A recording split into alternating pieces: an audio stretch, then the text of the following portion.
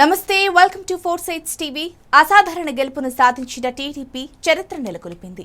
11 మంది వైసీపీ సభ్యుల్లో 351 నుంచి 1000 లోపు ఓట్లతో గెలిచిన వారు గిద్దలూరు నుంచి అశోక్ రెడ్డి, మడకసిర నుంచి ఎంఎస్ రాజు ఉన్నారు. వీరిద్దరూ టీడీపీ అభ్యర్థులే.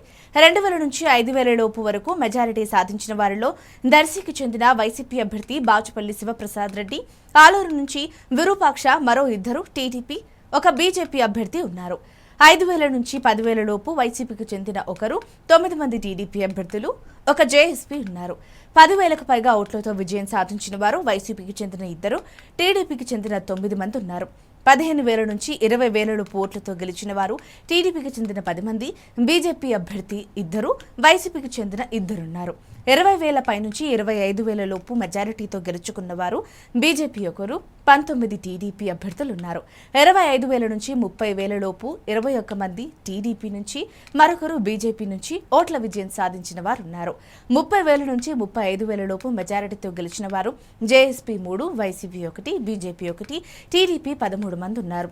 35,000 నుంచి 40,000 లోపు మెజారిటీ తెచ్చుకున్న వారు మొత్తం 14 మంది ఉన్నారు. వారిలో ఒక వైసీపీ, 5 జేఎస్పీ ఉన్నారు.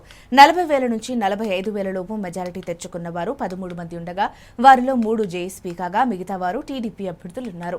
45 నుంచి 50,000 లోపు ఓట్లతో గెలుపొందిన వారిలో 10 మంది ఉండగా వారిలో 4 జేఎస్పీ, బీజేపీ 2, టీడీపీ అభ్యర్థులు ఉన్నారు. 55,000 నుంచి 60,000 మెజారిటీ సాధించిన వారిలో 10 మంది ఉండగా మొత్తం 4 ఉండగా వారంతా టీడీపీకి చెందిన వారే.